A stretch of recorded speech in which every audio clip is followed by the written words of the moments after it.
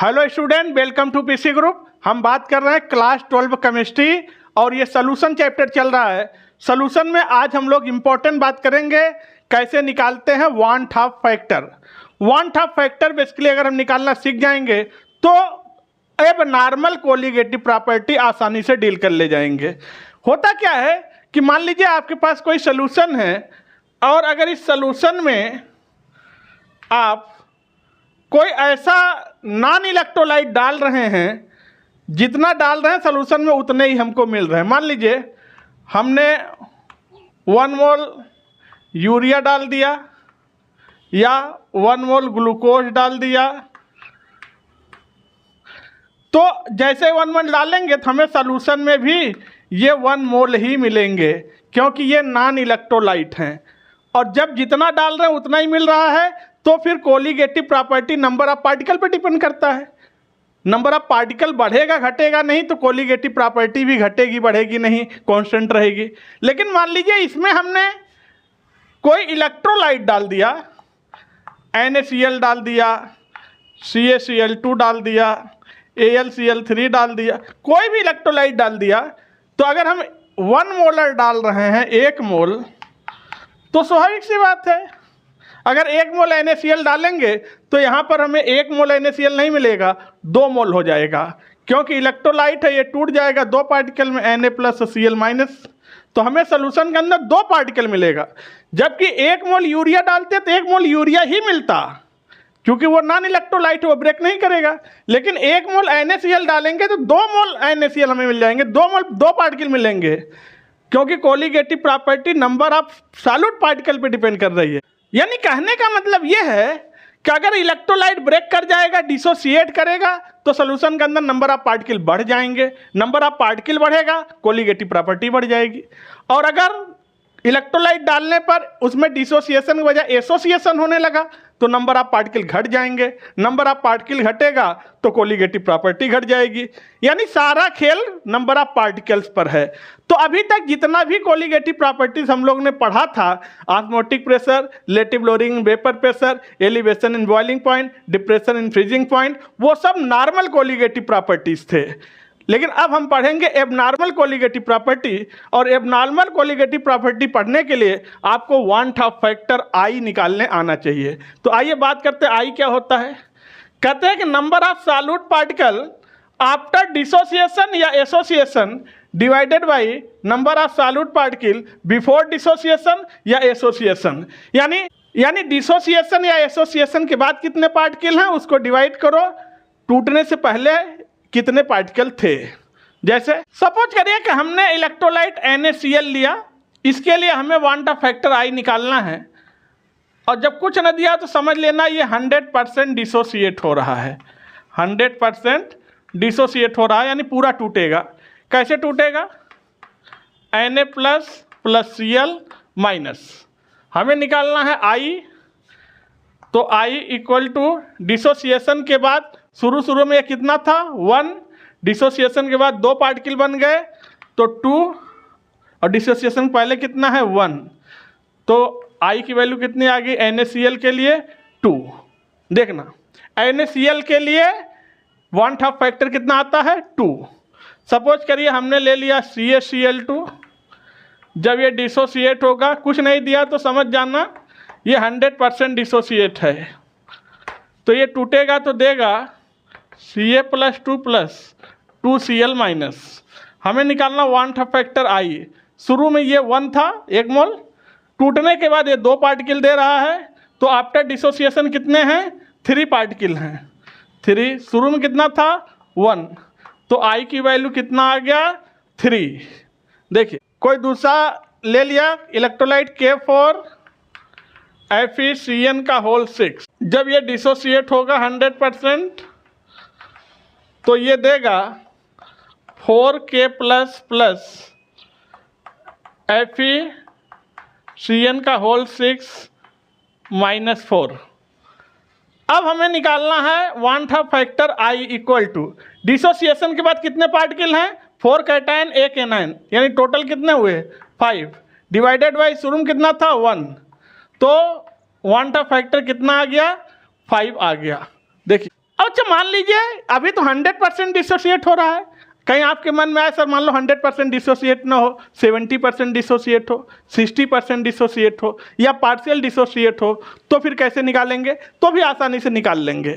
मान लीजिए हमने कोई इलेक्ट्रोलाइट लिया, वो पार्शियल डिसोसिएट हो रहा है, चलिए हम CH3COOH ले रहे हैं, वीक इलेक्ट्रोलाइट है, पार्शियल डिसोसिएट हो रहा है, यानी ये टूटेगा CH3COO minus plus H plus में, ठीक। और जब थोड़ा बहुत टूटेगा, मान लो शुरू में ये 1 मोल था, थोड़ा बहुत टूटा है, तो स्वाभाविक सी बात है थोड़ा बहुत बचा भी है, तो रिएक्शन कैसे हो जाएगी? इरिवर्सिबल, यानी रिएक्शन फॉरवर्ड भी हो रही है, बैकवर्ड भी हो रही है। तो शुरू में ये 1 था, अभी रिएक्शन स्टार्ट ही हुआ, तो ये कितना होगा? 0 होगा, क्योंकि अभी तो टाइम t = 0 पर है। ये थोड़ा टाइम बीता होगा तो यहाँ से 1 में से कुछ टूट गया अल्फा, ठीक। ये इनिशियल टाइम टीम था, ये एट इक्विलिब्रियम है, इक्विलिब्रियम पर यहाँ टूटा अल्फा, तो यहाँ अल्फा बनेगा, लीजिए। और अब हमें अगर निकालना हो, ये शेष बचा हुआ है, ये शेष है, ये बचा हुआ है, ठीक। शुरू में 1 था, क्योंकि आई होता क्या है? आफ्टर अपान बिफोर, टूटने के बाद अपान टूटने के पहले। टूटने के पहले 1 था और टूटने के बाद कितना है? 1 माइनस अल्फा बचा हुआ है, यहाँ पर अल्फा बना, यहाँ पर अल्फा बना। अगर हम आई निकालें तो आई इक्वल टू टूटने के बाद अल्फा प्लस 1 माइनस अल्फा अपान टूटने के पहले कितना था? 1 था, तो इसको सॉल्व कर दिया, अल्फा से अल्फा कट गया, तो आ गया 1 प्लस अल्फा। देखिए अब अगर वो क्वेश्चन में कहेंगे 60% टूट गया, तो अल्फा की वैल्यू कितना रखेंगे? अल्फा क्या? डिग्री ऑफ डिसोसिएशन, तो अल्फा की वैल्यू रखेंगे 0.6।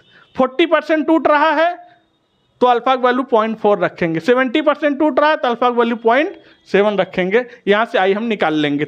ये तो मान लो डिसोसिएशन हो रहा था, और अगर एसोसिएशन होने लगे, अगर पार्टिकल का एसोसिएशन होगा तो नंबर ऑफ पार्टिकल कम हो जाएंगे। तो एसोसिएशन का भी एक आध एग्जाम्पल देखते हैं। हमने लिया एस्टिक एसिड CH3COOH, इसके 2 मोल लिया, और इस बार 100% एसोसिएशन हो रहा है। ध्यान रखना, एसोसिएशन हो रहा है, डिसोसिएशन नहीं हो रहा है, एसोसिएशन हो रहा है।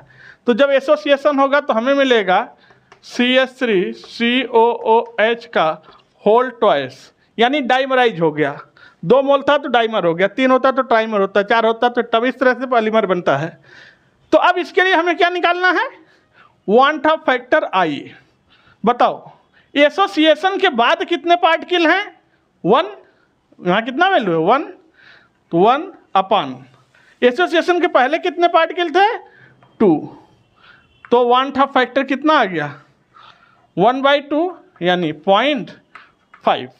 देखना इतना आएगा। अब यही मान लीजिए अगर बेंजोइक एसिड होता। अब आप सोच रहे होंगे कि ऐसा कैसे हुआ? ऐसा इसलिए हुआ कि 2 मोल लेने पर इनमें हाइड्रोजन बॉन्डिंग की वजह से एसोसिएशन हो रहा है। आइए आपको दिखाते हैं। यह है CH3COOH, ये पहला मोल है। दूसरा मोल देखना, यह है CH3COOH,